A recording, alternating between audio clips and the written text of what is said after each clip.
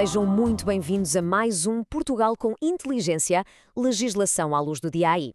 Sou o vosso anfitrião e, ora bem, o nosso grande objetivo de hoje é fazer algo que nem sempre é fácil: descodificar a autêntica teia legal e burocrática desta última semana. Vamos transformar toda aquela densidade pesada dos diplomas do Diário da República numa explicação cristalina, estruturada e, acima de tudo, útil. Queremos perceber para onde caminha o nosso país em termos administrativos e tecnológicos e vamos fazê-lo de forma puramente objetiva. Portanto, acomodem-se, prestem atenção e vamos a isto. Com tanta lei nova a sair todas as semanas, como é que nós não nos perdemos no meio de tanto jargão jurídico? A resposta é simples, dividindo as coisas. O guião para hoje é muito direto. Primeiro, vamos ter uma visão mais macro, onde agrupamos o top 10 das inovações legislativas da semana em 3 grandes tendências. É o panorama geral. E depois, no nosso segundo ato, vamos fazer um mergulho mesmo profundo no destaque absoluto da semana, a famosa Via Verde do PRR, e perceber o impacto gigantesco que isto vai ter na transparência do Estado. E isto leva-nos logo a uma pergunta fundamental para arrancar. Quais são, afinal, as 3 tendências que estão a dominar a produção legislativa do Estado neste exato momento? Reparem, em vez de estarmos aqui a fazer uma leitura aborrecida diploma a diploma, ou que seria uma seca valente, é absolutamente fulcral descodificarmos o porquê estratégico de tudo isto. Para onde é que a pesada máquina do Estado está a canalizar as suas energias? Vamos descobrir. Avançamos logo para a primeira grande tendência, a aceleração económica e a desburocratização. E o que é realmente fascinante de observar aqui é a forma sistemática, quase cirúrgica, como o legislador está a tentar remover aquele atrito constante, a fricção administrativa clássica a que todos estamos habituados para conseguir estimular o mercado. Para ilustrar bem isto, temos 3 pesos pesados. Primeiro, a simplificação da contratação pública do PRR, da qual vamos falar em grande detalhe daqui a pouco. Segundo, a regulamentação do simplex urbanístico. E porquê é que isto é um autêntico game changer? Porque tenta acabar com a famigerada burocracia municipal e dar um choque de oferta na habitação. Basicamente, pretende-se que um projeto não fique anos e anos a ganhar pó à espera de um simples carimbo. E, em terceiro lugar, a Via Verde para as comunidades de energia renovável. Adotou-se o princípio do deferimento tácito. Para clarificar, imaginem que pedem para instalar painéis solares. O Estado tem, digamos, 30 dias para responder. O silêncio do Estado equivale a um sim automático. É uma mudança radical que tira o peso da espera de cima dos ombros dos cidadãos e das empresas. Passando agora à segunda grande tendência, que é focada numa resposta de emergência social. A proteção de rendimentos e coesão social responde à pergunta: como é que o Estado tenta blindar os mais vulneráveis contra a inflação e os choques da economia? Aqui, a legislação funciona quase como um escudo protetor. E este escudo constrói-se em 4 frentes principais. Vemos o ajuste das tabelas de retenção do IRS, que na prática aproxima o imposto que descontamos todos os meses daquilo que realmente temos de pagar no fim do ano. Qual é o resultado? Injeção imediata de dinheiro no bolso das famílias. Vemos também uma autêntica revolução no modelo de financiamento das unidades locais de saúde, as ULS. Em vez de se financiar os hospitais apenas por tratarem doentes, o financiamento passa a ser feito pelo perfil de risco da população. Ou seja, incentiva-se a manter as pessoas saudáveis de forma preventiva. A somar a isto, há um forte apoio reestruturado às bolsas universitárias para travar o abandono escolar e uma atualização urgente das prestações básicas, como o complemento solidário para idosos, cortando burocracias para que o dinheiro chegue rápido a quem está mesmo no limite da sobrevivência. O que nos conduz à terceira e última macro-tendência deste nosso primeiro olhar geral: a maturidade da transição digital. E prestem atenção a isto, porque estamos a assistir a uma mudança de paradigma estrutural. O Estado português está finalmente a largar a velha ilusão da digitalização de papel, sabem, aquela fase em que inovar era só passar um papel para PDF e mandar por e-mail, e está a abraçar a regulamentação a sério das tecnologias de fronteira. O maior destaque aqui é a nova Estratégia Nacional de Inteligência Artificial na Administração Pública. Portugal está, de facto, a antecipar-se ao chamado AI Act europeu, garantindo que qualquer uso de inteligência artificial no Estado passe a exigir auditorias obrigatórias e comitês de ética. Em paralelo, temos alterações no Código do Trabalho focadas no reskilling, ou seja, obrigando à requalificação tecnológica para reter talento. Mas o mais prático e, se calhar, urgente é a nova obrigatoriedade de interoperabilidade dos sistemas na Justiça. Pensem no pesadelo kafkiano, que é um funcionário judicial ter de inserir os mesmos dados, a mesma morada e o mesmo nome em 3 sistemas informáticos diferentes que não comunicam. Isto vai finalmente erradicar essa duplicação absurda para combater a morosidade dos nossos tribunais. Bom, vimos as três grandes tendências, mas a verdade é que há uma medida aprovada esta semana que domina completamente o panorama. Domina pela escala, pelos milhões envolvidos e, para sermos muito honestos, pelo risco gigantesco. E a grande questão que fica a pairar no ar é exatamente esta. Como é que se acelera a pesada máquina do Estado sem se perder pelo caminho toda a transparência do processo? É com esta dúvida em mente que fechamos a nossa visão geral e saltamos para um mergulho profundo.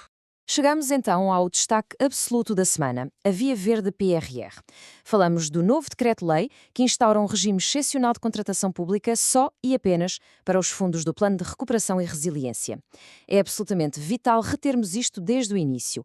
É um regime temporário, só vai durar até à data de fecho administrativo destes fundos de Bruxelas. Para percebermos a verdadeira magnitude desta lei, temos de comparar os dois mundos. De um lado, temos o regime clássico. É seguro, é hiperburocrático e depende de um visto prévio, ou seja, antes de se gastar um cêntimo do dinheiro dos contribuintes, o Tribunal de Contas tem de analisar e aprovar. Do outro lado, o novo regime excepcional, criado para lidar com a pressa brutal de Bruxelas. A lógica inverte-se a 100%, prazos curtos e fiscalização sucessiva. O que é que isto significa? Significa que a auditoria só acontece a posteriori, depois do dinheiro já ter sido adjudicado e a obra já estar no terreno. Há três pilares que suportam toda esta nova máquina e mudam completamente as regras do jogo. Primeiro, uma majoração fortíssima dos limites financeiros para os ajustes diretos. Onde antes demorávamos meses a avaliar propostas num concurso público interminável, agora o Estado tem margem para escolher um fornecedor de forma quase direta e mandar avançar a obra na semana seguinte. Segundo pilar, a lei institui uma presunção absoluta de urgência, reduzindo literalmente a metade os prazos de apresentação de propostas e audiência prévia, uma compressão draconiana. E o terceiro eixo, que é de longe o mais polémico, é a isenção do visto prévio do Tribunal de Contas para grande parte destes contratos. É assinar e avançar imediatamente. Muitos analistas estão a chamar a esta lei um verdadeiro desfibrilador para a máquina do Estado. E sejamos muito pragmáticos, do ponto de vista económico, este choque era mesmo necessário. Se não construirmos as creches, as residências universitárias e os centros de saúde até à linha vermelha de 2026 imposta pela Europa, esse dinheiro evapora-se. Este regime garante que o dinheiro chega rápido às empresas, especialmente na área das tecnologias e da construção civil. Mas, atenção! Quando nós aceleramos a administração pública a este ritmo de Fórmula 1, há sempre um reverso da medalha. E é exatamente isto que nos traz ao cerne da questão, o que podemos chamar de o paradoxo da transparência. O que é que acontece de facto aos milhões de euros de dinheiro público quando os travões normais de segurança são arrancados a favor da rapidez? Pois bem, a resposta reside no conflito mais antigo e perigoso da administração pública: celeridade contra transparência. Ao remover o filtro preventivo dos juízes conselheiros e ao alargar a janela dos ajustes diretos, o Estado está a fazer uma aposta consciente e arriscada. Está a aceitar um risco muito maior de esbanjamento e de má gestão.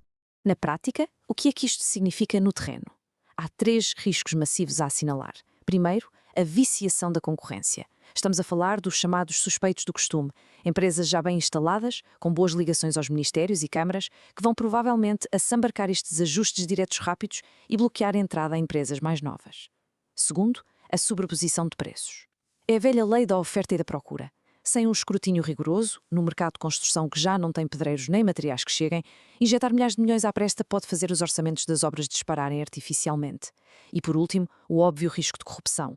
Ao fiscalizar apenas a posteriori, corremos o sério risco de encontrar uma fraude apenas quando o dinheiro já fugiu do país. Perante um cenário onde os riscos estão quase no vermelho, a lei não podia simplesmente avançar às cegas. E é isso que nos faz perguntar, entrando aqui no ponto mais tecnológico da nossa análise, qual é então a rede de segurança que o Governo desenhou para evitar o descarrilamento total destes fundos europeus? A resposta oficial é fascinante. Auditoria e inteligência artificial. O vazio deixado pela saída do controle humano preventivo vai ser preenchido pela tecnologia. É o novo cão de guarda digital, encarregado de manter a transparência das contas. A lei obriga formalmente a introdução da auditoria algorítmica. O que é isto, em bom português? É a utilização de data mining, que é a extração e cruzamento massivo de dados, lado a lado com a IA. Imaginem o contraste. Em vez de termos um auditor a perder 3 meses num gabinete a folhear milhares de papéis para encontrar uma incongruência num contrato, teremos um algoritmo a varrer o portal base inteiro em milissegundos. A máquina não aprova os contratos, atenção, ela atua como um sistema de alarme. Se detectar, por exemplo, que uma empresa criada na semana passada de repente ganhou um ajuste direto de 5 milhões de euros, o alerta soa imediatamente. Ou se o algoritmo perceber que uma autarquia está a pegar numa obra enorme, a cortá-la ilegalmente em 10 contratos pequeninos, mesmo abaixo do limite financeiro permitido, e a dar tudo ao mesmo empreiteiro, Apita logo. É uma fiscalização continuada e em tempo real. Resumindo e concluindo toda esta complexidade legislativa, estamos a assistir a uma verdadeira acrobacia jurídica de alto risco. De um lado da corda bamba temos o pragmatismo económico, sabemos que sem esta lei nunca iríamos cumprir os prazos até 2026, era matematicamente impossível. Do outro lado temos os Estados de Direito, que temporariamente prescinde dos seus filtros clássicos e coloca todas as suas fichas nesta fiscalização digital e sucessiva. E a grande verdade é esta: se a inteligência artificial e a auditoria falharem, Portugal não só esbanja dinheiro, como arrisca ter a União Europeia a exigir-nos a devolução daquilo que já gastamos. Um cenário de desastre que nenhum de nós quer pagar com os seus impostos. E é precisamente com esta reflexão provocatória que fechamos a nossa exploração de hoje. Com os limites abertos e o pedal a fundo na contratação pública, será a tecnologia, com estas novas auditorias algorítmicas, verdadeiramente suficiente para garantir que a pressa não se torne a inimiga mortal da probidade pública? Fica a reflexão de todos nós. Muito obrigada por acompanharem mais uma edição do Portugal com Inteligência Artificial, legislação à luz do DAA. Fiquem por aí e nós prometemos voltar em breve com mais explicações visuais e objetivas do nosso panorama legal e tecnológico. Até à próxima!